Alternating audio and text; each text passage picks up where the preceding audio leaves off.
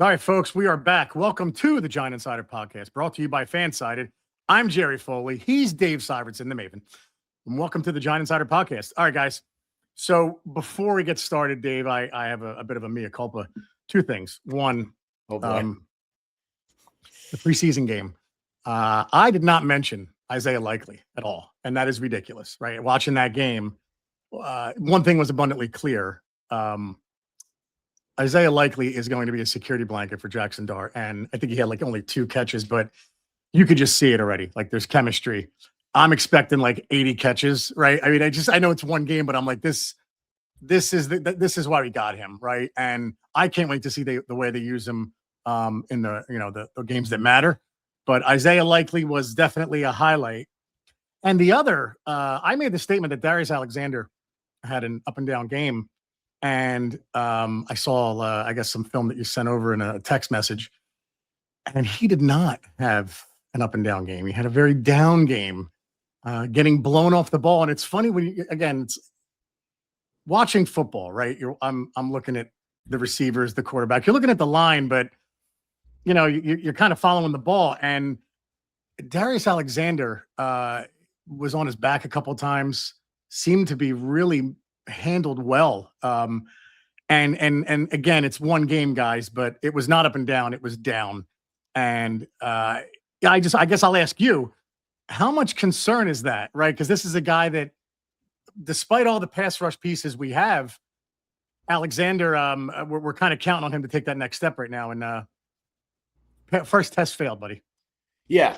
One of many tests, and we don't expect a young player in his second year to pass every single test. But at the same time, we talked about this in one of our first episodes, if not our first together, that he really is one of the most important players on this defense. Not one of the best, not one of the most influential, right, but one of the guys that has to be solid for this defensive front. Remember, to get out of the cellar, that's where they are. They were numbered 32 in the league in yards per carry allowed last year. That is the worst in football. Right. And this is a guy that just needs to raise that floor. He doesn't need to raise the ceiling. You have other players to do that. But Darius Alexander absolutely has to be a guy that raises the floor of this defense. And test number 1 was a fail. Yeah. And it really, watching it afterwards, it was eye-opening and alarming. But again, younger player. He's an older second-year guy. I think he's 25. And by no means are we writing him off, but it was not up and down. And he's got to improve on that. So it's going to be one of those guys, like you said, we're going to rely on. And I think you put it perfectly. I don't know how you said it. He's not the most. He's not the most. Yeah, there it is. Yeah, you say it again. Say it again, Dave. Yeah. Yeah, I mean, he's not the most influential, but he's one of the most important players. Yeah, right. To raise the floor. Yep.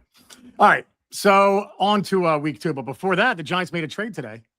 Somehow for Faalele got a 6th round pick. I don't know did Howie Roseman sneak into exit 16W and make that. I mean, to get a 6th round pick for him, couple things. One, that's awesome. Most of the money goes with him, right? I think it's $100 and something thousand dead money hit, something like that. And it just shows you the faith they have in the depth at guard, right? Yeah. Behind Runyon and Mawanoa, right? You have Azudu.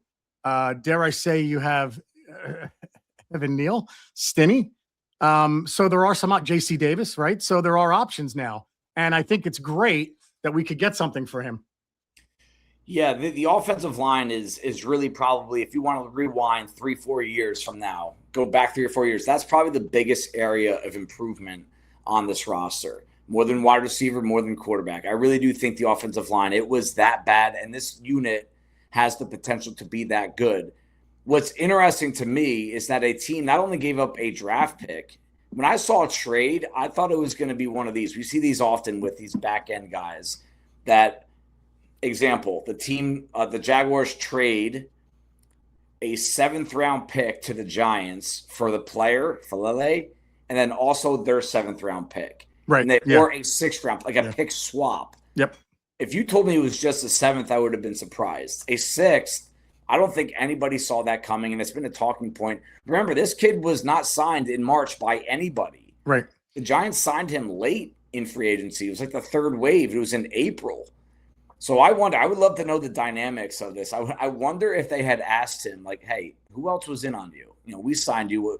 Who else was in on you? Was it, maybe he had a list of teams and they called them up. And you look, this is why it's really important to track other teams and what's going on with their injury list this time of year. The Jaguars' offensive line is hurting. That was going to ask you, how bad a shape is their line? Patrick McCarry had a back surgery in August. He has not practiced yet. He's probably their best interior offensive lineman on an offensive line that's very mid-level. They had Chuma Udoga go down in, I think it was either practice or I think he went down in the preseason game this past weekend. Walker Little went down in practice. Cole Van Lennon, a backup tackle/guard, also went down. It's 4 guys that are a big part of that offensive line room. I'm not sure if any of them are out for the season, but it looks like they're threatening to not be ready, multiple, in week 1. And this is a team that is going to need to be big and beefy up front. So this is where teams are shopping hungry. Guys go down. I think we could talk about maybe the next move the Giants might be willing to. I was going to ask you that. Is there anyone, what's the next move you think they could make? They have 3 centers on this team that are all, hey, look, if you think you got a 6th-round pick for Faalele, I think there's a center on this team that could get you another day 3 pick, 7th-round pick, maybe a pick swap. How confident are they that Lucas Patrick will come back fully healthy? Because if they're not confident his old man knees are going to be healthy and he can contribute this year, you're not going to trade Schmitz or Hudson. Hudson's been the one of the winners of training camp to this point. Don't forget, at Louisville, this kid did play some guard. And now that I start to look at this depth chart, I really want to dive into what we think is going to happen along the offensive line. But Hudson, I think, now has a spot to be, hey, backup center and guard if Schmitz stays healthy and things start getting ugly at guard with the injury list. So you're thinking Stinney could go? Stinney could go, but it depends. Are they going to keep 10 or 9? Right. I sleep better at night when you have 10 offensive linemen there. You could try to stash Evan Neal on the practice squad. Let's see if he can kind of build off his somewhat impressive performance against Minnesota. He got the job done. You can talk about backups all you want. He got the job done week 1 Minnesota. So, you look at this offensive line, you have guys that can play multiple positions. Ezeudu can play multiple positions. After the draft, J.C. Davis was discussed as someone that can play guard as well. I don't think he's been put there at all in camp so far. But again, a lot of this can change in a month or two. So I like the options these guys have. So if there's 10, you want to keep 10 linemen, you got the starting 5, and then it would be J.C. Davis, Ezeudu, say Hudson, and then who are your other 2? You have Marcus Bowe and... Oh, God, Marcus Bowe. No, okay, that's 9. Sorry, yeah. Marcus Bowe. I think Marcus Bowe, J.C. Davis, I think are locks for the outside. They're the outside backups. J.C. Davis is already getting second team. So that's 7 then. So that's 7. Inside, you have to have the backup center. I'm right now on my sheet, I have Patrick or Hudson. Okay. Right now, it's hard just because I've seen Hudson play. We don't know about Patrick. He's been in the league for a long time. You're not going to get you're probably not going to get a lot of quality play out of him if you did need him. There are old man knee issues already. So I'm going to err towards Hudson now. So that's 8. And if you're going to go with 2 guys left, you go with Stinney and you let Ezeudu and Neal battle it out. The pride of the 2022 Giants draft class. All right, cool. Good stuff, man. And then obviously they brought in Najee Harris, which you did an update podcast yesterday. So that was great. Position wise though, outside of the offensive line, is there another player on this team where you could see, based on injuries that are happening around the league, that could be moved? Yeah. So just to close the book on the center, if all 3 guys are healthy and you feel good about Schmitz, I think he's still considered the starter, right? Yeah. If there is a market for Patrick or Hudson, I'm not sure if there will be. The Chargers lost their center in Biotish. That's right. The Ravens lost Danny Pinter, I believe. It looked like a serious injury. I have not confirmed yet, but it was one of those everyone's taking a knee and taking a prayer. Usually when you see that, they know it's over. Yep. And they haven't filled that Tyler Linderbaum hole yet at all. So those are 2 teams that might need a starting center. They could maybe throw you a late-round pick for one of those guys if they're impressed. Harbaugh has the relationship there. But there have been injuries at wide receiver. Yeah. Houston lost Jaden Higgins, a wide receiver out of Iowa State, a rookie last year who did flash. He's an outside guy. They already have other slot options. Dare I say you bring up Darius Slayton to them. You give them a call and say, like, do you want a guy that, this is exactly what I thought Darius Slayton should be, a solid number 4. The Giants paid him as a number 2. So now it's funny to me that Giants fans, remember when he started off, a 5th-round pick out of Auburn, him and Daniel Jones had a connection. He had an impressive rookie year. Yeah, off the top of my head, I think he was 7th in the league in rookie receiving yards as a 5th-rounder. So it's almost – and then the Giants overpaid him. He's had a lot of issues with drops. He's been the cause of a lot of stress in a stressful time for Giants fans. But now it's almost getting to the point where people are underrating him. This is a very solid number 4 receiver. Which to the average fan does sound funny. Average – yeah. Solid number 4, right? Yeah. And every team wants him. Now, he doesn't do anything on special teams, I know. Right. This is very similar to a Lucas Patrick discussion in that you kind of know what you're getting. Yeah. But a team like Houston, where you have a couple stars at receiver, you might want a guy like this. That's like, hey, we're not going to give him 8 targets a game. We're going to try to throw him, and we just want depth if Nico Collins gets hurt again or one of our young guys does not step up. Yeah. So there's a market for Darius Slayton. I do think that there is one. It's a matter of, does someone want to take on a somewhat hefty price tag for a 1-year rental? And a solid number 4 on a other solid teams. Number 4. But that could be his the way we remember him 10 years from now. Darius, solid number 4. Solid number. He's a solid number 4. Love it. That's awesome. I think it would be a $12 million or something hit. Yeah. Well, that's where some of this I got to take it. Yeah. The Giants did overpay him, and they know it too. They overpaid him. They panicked that they weren't going to be able to get anyone else in the building, and now we're looking at a contract that is not for a solid number 4. He is being paid basically number 2 wide receiver money. Yeah, and Juju Smith-Schuster is out as well. Yep. Which again, old man. I didn't have him making the team, but out a little sooner than I thought. Yeah, I mean, this early success, or I should say, return that we're seeing in Odell Beckham, I thought that was going to be Schuster. Yeah, and Beckham is, he's doing everything right. Everything on tape looks excellent. Still think it's a long shot for him to be the guy that's to be that number 5 or number 6, because again, nothing on special teams. I do think there are limitations to what he can actually do. But look, he's already beat out Juju already, and he might be able to slip in if Darius Slayton is indeed a trade candidate. That's what I was going to ask you. So his departure has little to do with Beckham making the team in your eyes because of the special teams factor. Right. One doesn't affect the other. Right. Yeah. I think the biggest threat when it comes to special teams to Odell is both Braxton Berrios, who we both thought played really well as a punt returner the other day. I just like that he made the first guy miss and got 14 yards on the punt. Twice. Yeah. He had 2 15-yard returns. Yeah, that's right. And Calvin Austin has a little bit of history. He had a lot of success as a returner early in his career. So to me, if you're Odell Beckham, those are the 2 back-end guys in this roster. In my opinion, you're not passing neighbors. Slayton right now, I think, is ahead of Beckham. Some fans will disagree with that. Malachi. So you think Slayton's ahead? I do. Is it because of the salary? Salary, and I just think he's done a lot more in this league over the past 3 years. I don't want to talk shade on Odell, but he really has not done anything for 2 to 3 years now, and it's a pretty tall ask for a guy. And I still think a lot of the public perception of him is just that feeling that you had 10 years ago of what he was doing for this franchise. And what we saw Saturday, him shaking any cornerback off of him immediately, right? And being wide open, like, oh my God, he still got it. This is the 2014 version. So I think there's that as well. The last thing we saw was him excelling. Yeah. All right. So we have another preseason game, thank God, because I want to get the taste of the last one out of my mouth. And I'm not overreacting, Dave, but I want to get the taste out. Before we get to that, is there any other news, any pickups that you want to touch on? No, they brought back. That is interesting that the kid that they dropped at the beginning of camp, very beginning of camp, Ben Barton, who was an undrafted defensive tackle, I think out of Wisconsin. I should know that. How do you not? dude. I know. I'm disappointed in myself. But they dropped him early on because they wanted to bring in the linebacker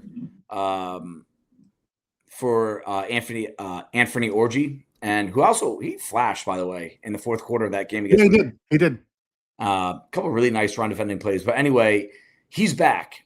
And part of the reason is I think he knows the scheme well enough. He was with the team the entire spring. And there are multiple defensive tackles that have been sitting out. I think it was Bobby Jamison Travis and Josh Tupou both sat out practice yesterday, it was. And I think they're going to keep DJ Reader off the field. So in terms of this kid coming back, it sounds like they just need someone to take snaps or at least have a backup in there. I think you're going to see a lot of Anquan Barnes, Marlon Davidson, Leak Ifotu against the Dolphins this weekend. But this kid's going to get some looks as well. So it'd be interesting to watch him because I didn't watch him a ton in college. Jamison Travis is totally a forgotten draft pick by most Giant fans, by the way. Yeah. And it's you haven't heard anything since he's been drafted. You heard some articles even on JC Davis, but you haven't heard a thing on Bobby Jamison Travis. I don't know what we were expecting, but anyway. No, I mean, he's 6th-round pick. Was really a one-year player at Auburn that really made an impact. Many people had an undrafted grade on him.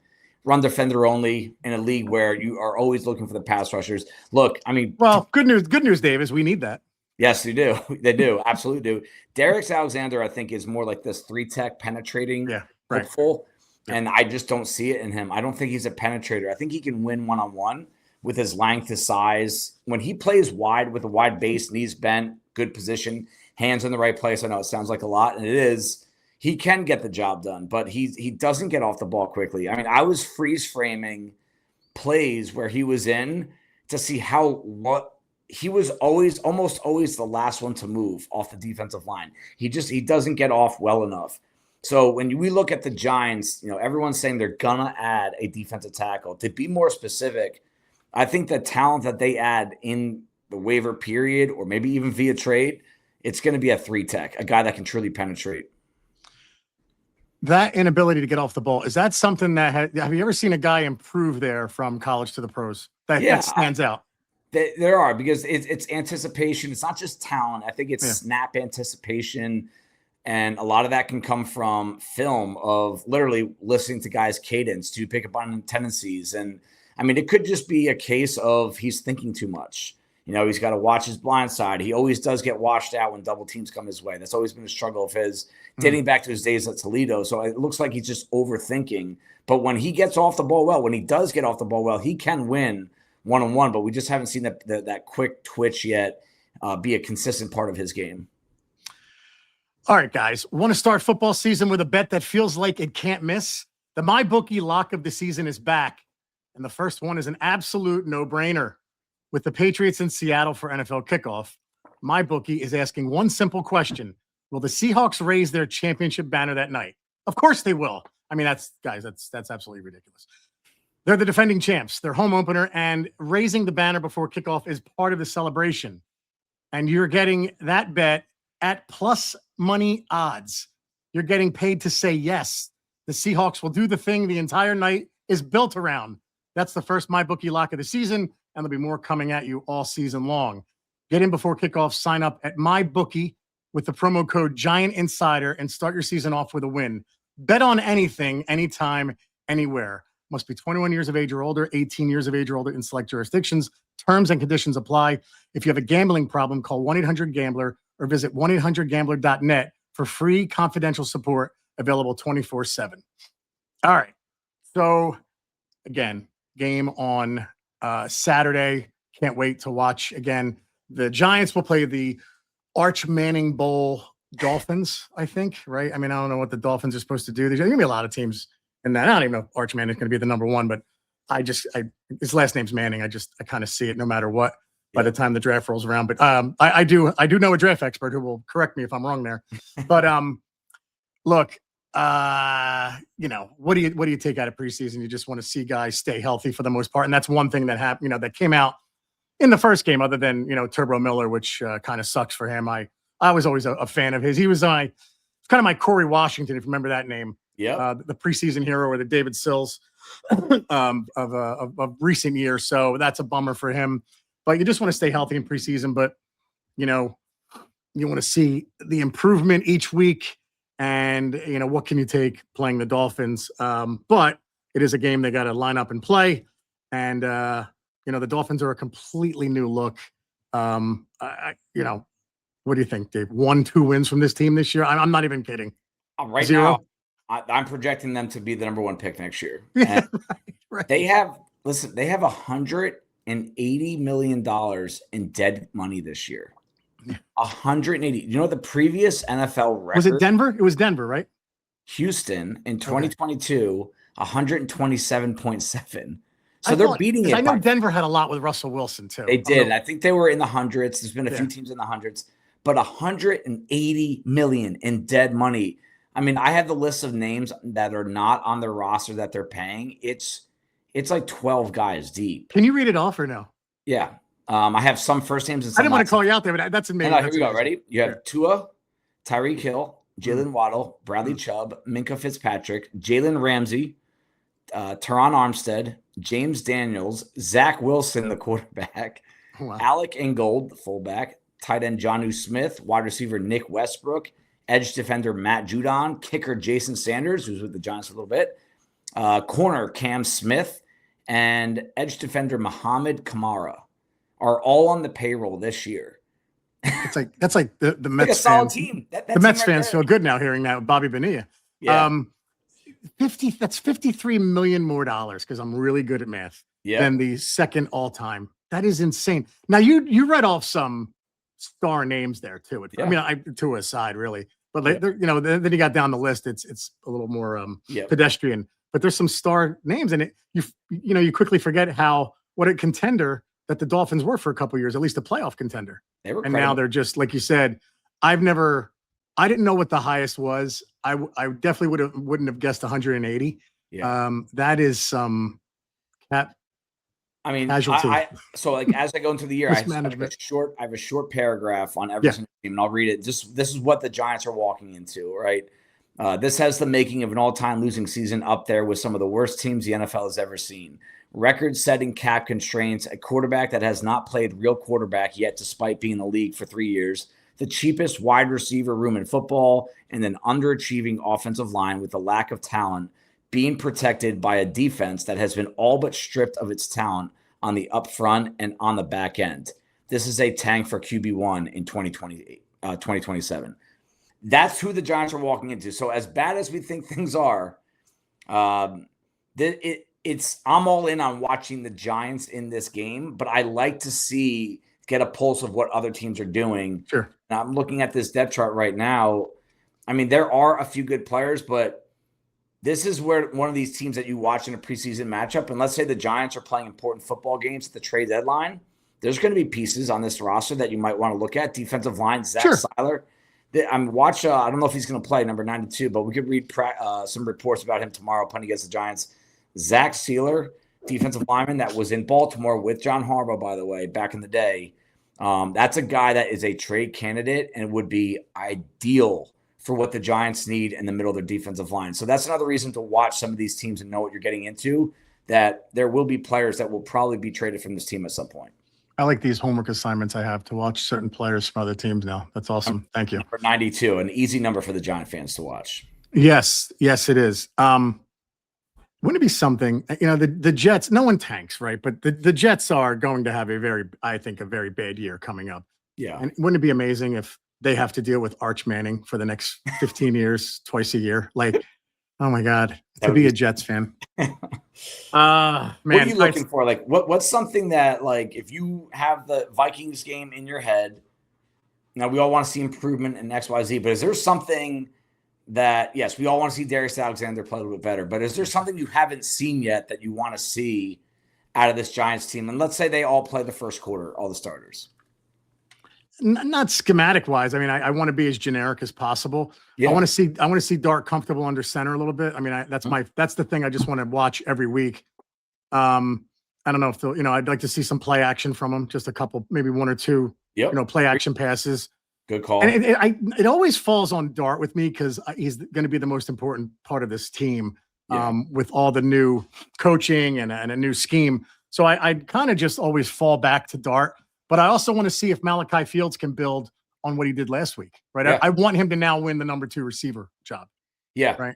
Because again, it's you look at the rest of them and it's okay. And I hope Odell, I hope Odell is as fast and shifty as he looked last week and can stay healthy. But I would love opening day to see Neighbors, Fields, and Likely on the field together with Theo Johnson. I would be ecstatic to see that. I mean, it's also a big receiving core, right? Yeah. So I want to see Malachi Fields, and I'm sure others will come to mind. I want to see the secondary. I want to see him not be as handsy, especially against this offense. Yeah. I want to see improvement there, the run defense. So, dude, I'm a Giants idiot. I want to see improvement everywhere. I'm going to be looking for a lot, Dave. Yeah. But 1 and 2 would be Dart and Malachi Fields, specific player wise. I mean, did you see? I mean, when I watched the tape, Malachi Fields was throwing some serious weight behind his run blocking. He was messing guys up. Yep. And I hope he can continue to do that and not get too banged up, because he was taking on linebackers, he was taking on safety. And coaches love that when wide receivers block like that. I mean, people don't talk about what a good blocker like Plaxico Burress was. Not to go back too far, but I remember that 95-yard run against the Raiders that Tiki had. I mean, he should have given the game ball to. I mean, Tiki was great. Don't get me wrong, but Burris taking out guys down the field like that, we haven't had that in forever. That's when I learned. I remember, I don't know who said it. Whoever was broadcasting the game said, "Look, anytime there's a huge run like that, like anything more than 30 yards, he goes, it's because at least one wide receiver was downfield blocking. Yep. Lo and behold, Plaxico Burris is tossing guys." The 225-pounder. I mean, that guy's, Malachi Fields has size. Plaxico Burris, a whole different level. Yeah. But you know what? I also want, you brought up the name at the start of the podcast. We didn't give Isaiah Likely enough love. I want to see more of him because I think he's going to be such an important part to the offense. Now, everyone's going to have the fear that if you play him too much, you're just increasing the odds of injury. But you need chemistry with the receiving game. Go ahead. Exactly. And I would love to say, Jackson Dart has not thrown from under center yet. Every time he was under center, he handed the ball off in that first game. So I want to see him throw from under center, play action, like you said. When you look at what the Giants have had at tight end prior to the season, dating back to 2022, the yard after catch, the drops, the third down contributions as a group, it was just all of it is subpar. Yeah. Isaiah Likely, over the last 2 years, there's 32 tight ends that have 69 catches or more. Only one of them has less drops than him, and it's Sam Laporta. He has 1 drop. Likely has 2 over the last 2 years. So again, sure-handed, but let's get the chemistry down with Jackson Dart. By the way, Theo Johnson has 12 drops. I figured as much. I mean, let's pretend they trade places. 12 drops versus 2 drops. That's right. I'm a huge drops guy with evaluation. Some people are completely don't care at all. I'm huge on, I don't want the opportunities are vastly greater for Likely as well. Exactly. You look at when Matt Nagy was in KC in this second run after his head coach, they always had a tight end going over 100 targets. Now I know everyone's going to say this is not Travis Kelce, but right now Travis Kelce is not Travis Kelce. Yeah. He's near the end. Mm-hmm. They still force-fed him over 100 targets. Likely, off the top of my head, I don't think he's ever had more than 65 targets in a year. That might have been his rookie season. Cole Kmet had 93 targets in 2021 with Chicago. I mean, the ball is going to get thrown his way. And I think the more chemistry they can create in a controlled environment, they can be short passes like they were last Saturday. It's going to make this entire offense better. I think my prediction for Likely is going to be 100 targets this year. He's going to catch about 75%. So we're talking about 75 catches, about 800, 900 yards. I think that's a very realistic option, but we need to see that chemistry start to develop. So what was your guess on Likely? How many targets was the most? 100. Targets in a season. In his career, I think 64, 68. So 2022, 60 targets. Okay. 2023, 44, 2024, 54, 2025, 36. Dang, I was close. You said 64. But I did you were say close. It was his rookie year. It was his right. rookie year. Yeah, you nailed it. No, I'm saying it was even less than you said. Yeah. To your point. I'm telling you that there is a risk. I like Likely. I'm all about it. He has never, he played with Mark Andrews, but he's never been the guy. Right. I mean, and I really do think that you're going to see him approach 100 targets this year. Don't quote me if it's. I said 80. I said, listen, I said 80 receptions. I'm predicting 80 receptions. If he's healthy. Yep. I mean, and this is the third down offenses where, I mean, in 2025, actually, last year they were 14th in third down offense. The year before, 27th. The year before, 30th. The year before, 22nd. And when you look at what the Giants tight ends were doing while this team was really struggling on third down, I mean, they were always between like 25th and 30th in yards. Last year, they were a lot better. They were actually second in yards last year and yards per carry. The tight ends did have a lot of production from a yardage perspective. But again, it's the drops that you can't have one without the other. And I think that is why Likely's here. 12 personnel with Theo Johnson, but he's not going to drop the ball. He can make things happen after the catch. And mismatch. He's a mismatch. He's a huge mismatch. And I think there is already a little bit of chemistry. I think I saw that a little bit the other day. 2 third down passes, quick passes too, that he really had to get the ball out quick, and he came down with it. Yeah, I'm excited about Likely and what I just saw on Saturday. And you make a good point about like, well, do you want to play him because, do you want to risk injury? For me, if you're bringing in a new receiver, I'd rather see that receiver, whether he's a tight end or wherever, play, because you got to get chemistry with the quarterback in a game. Yep. If they said to me, I'm sitting Scadaboo this week, I'd be like, yeah, I don't care. I don't care if he doesn't play the rest of the preseason. Yeah. Because he proved last week that his ankle's better, right? Running backs, it's just way different for me. That's why when they never played Barkley, I didn't care. Like, don't play Barkley. Did you see who got hurt this past weekend? Jeremiah Love? Yeah, that's right. Yeah, exactly. Yeah. Right. So, I mean, rookie's tough, but for me, running back, it's like, you know what? I'm fine. I don't need to see Scadaboo, but I'm okay Likely playing a couple of series. I'm excited. I wouldn't. Good. What? I'm excited to see Paulson Adebo play too, because it sounds like he's back with the 2/1s. I know Colton was a little banged up because this is going to be his first live action against a different team and play against Minnesota. And like I said, it's probably the worst wide receiver room in football. And I want to see him go out there and be like, I am clearly better than these guys. Like you said, you want to see them be less handsy. You're probably talking about the younger guys, right? Bang, yeah, absolutely. They play. Yeah. If the Giants if the Giants defense is going to be a solid unit this year, I think all these guys are going to have to contribute. And I don't really care at this point who the quote starter is. They're going to have to play well. And Adebo has had a lot of success in the NFL. It just did not look pretty last year. But honestly, what did look pretty in that defense last year? Maybe he's Brian Burns, maybe. Yeah, that's it. Yeah. Schematic change is going to help a lot of these guys out. And I want to see him on the field. And I want to see him do well. And honestly, dude, I can't wait to see Arvell Reese play again. Yeah, you wrote a column in the Insider this week, and everybody excited about that. And I also like Art Green, Corey Black. They committed penalties as well. Not Colton Hoods, I shouldn't say. I thought that was a ticky-tack one. It was ticky-tacky. A couple of those were. I'm fine with him. I want to see him just keep progressing. He might end up playing a lot sooner than any of us think, by the way. What are your thoughts on the Najee Harris signing? Because I know I just put that little video up last night. You know what? I like okay, so again, forgive my rudimentary knowledge of Najee Harris, but he's a guy I always picked up in fantasy, and I loved him on the goal line. I think he's a great goal line back, right? He can do more than that. He can catch the ball out of the backfield, but like I'm more excited that we have Scadaboo and Tracy. Like what's interesting is the missed block is not why they got Najee Harris. Yeah. Right? One has nothing to do with the other. And then you put on, I think on X about the number of third downs that you said it. Actually, you said it on the podcast. It's not a third down. Yeah. The number of third downs have diminished that he's been in, right? Yep. Over the years. Yep. So I like him as a short yardage guy.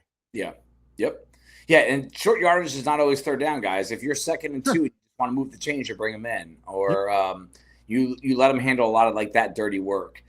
Because the Giants' skill set of what else they have in that room is very complementary to Harris, meaning he brings something a little different to the table than these young guys that don't really know what they're doing yet, but they have energy, they're explosive, they go all out.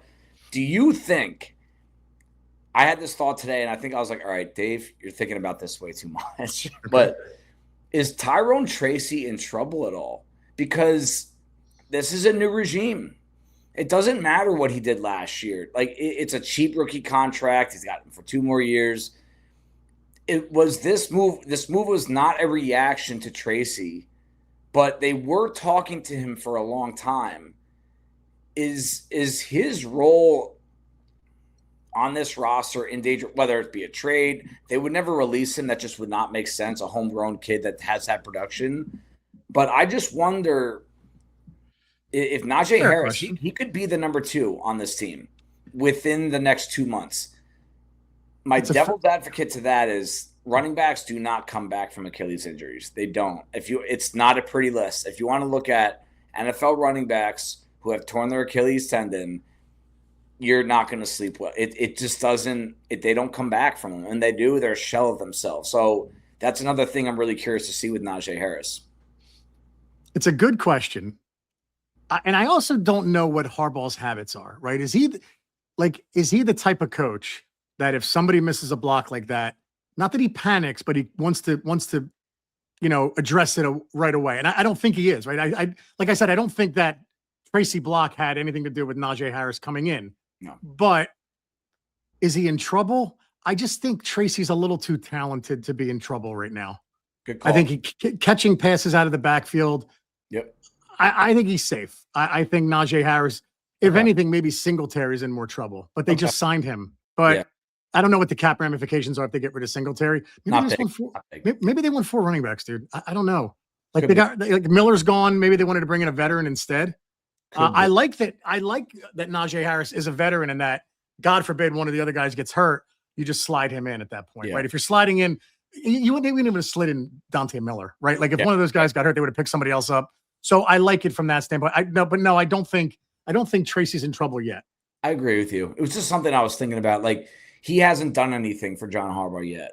Right. And that's fair. And it was 2 blown blocks, by the way. He blew another block. Yeah, you said that. Yeah. I saw 2 blown blocks, and Devin Singletary had the play of the day against Minnesota. And he did. He always has a scat pack. I think Harbaugh is a scat pack type, and that's kind of what Singletary is at this point. But no, I mean, I'm on the team where I think Tracy's going to have a good year. I think he can have a really productive year in a run-heavy offense, and him and Scatterbo would be 1A and 1B. But Harris is definitely going to threaten that if he's healthy. Yeah. I want to look into the rules. Are they allowed to PUP him after signing him this late? I imagine they are allowed to do that, where he has to sit out 4 to 6 weeks. That might be the call because, again, Harbaugh said he's not in football shape. He can move, he can cut, but they said he's probably 2-3 weeks away from being like, hey, we're going to go full speed day to day, and you're going to be able to recover. And again, that Achilles injury scares me.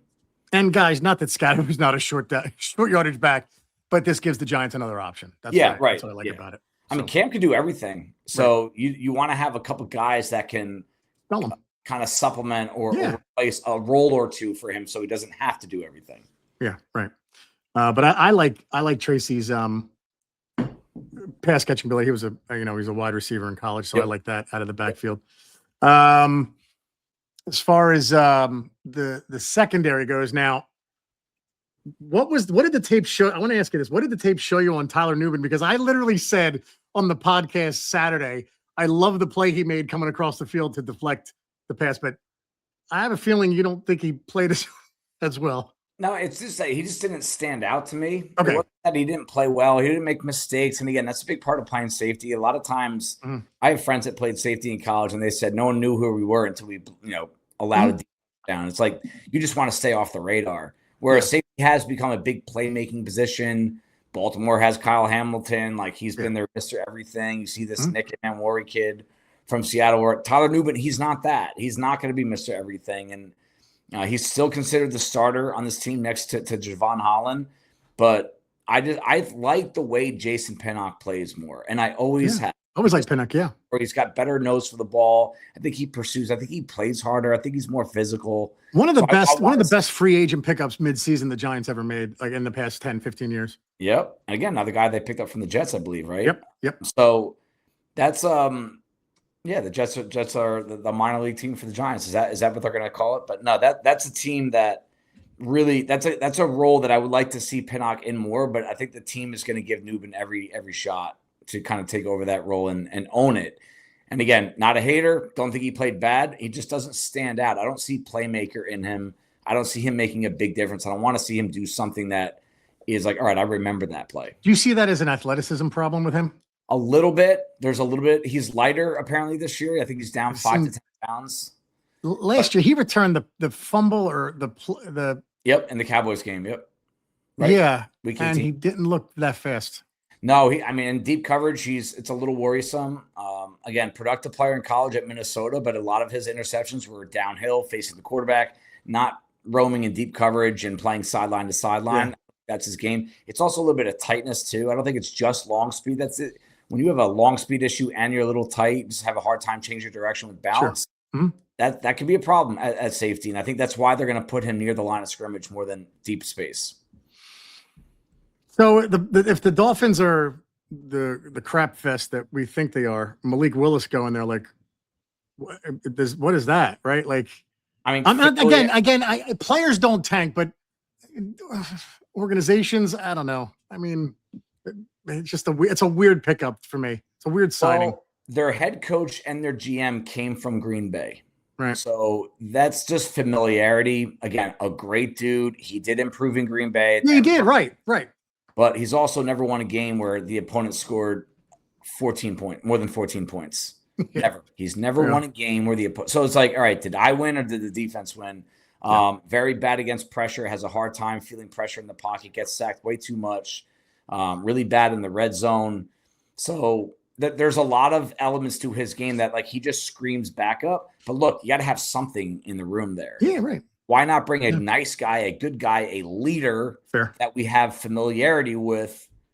And hey, look, maybe you catch lightning in a bottle, and Miami could be the team. You have a guy paid to a 3-year contract with a very manageable cap hit. But I think the plan has always been for this team: bite the bullet. We're going to get our guy in the draft next year. I know the perfect quarterback for them, Brandon Allen. Right? Yeah, that's nice. All right, dude. Anything else you want to cover? I think that's it. I'm really looking forward to it. You know, we'll get on the pod again right after the game. We'll have a lot to talk about. Cool. And hopefully, again, number one goal of a preseason game for the Giants is to get out of there healthy. Absolutely right. Stay healthy, no matter what else, guys. No matter how bad things look, get out healthy. All right, guys. We will see you Saturday night at some point. Sundays are Giant days. Take care, everybody.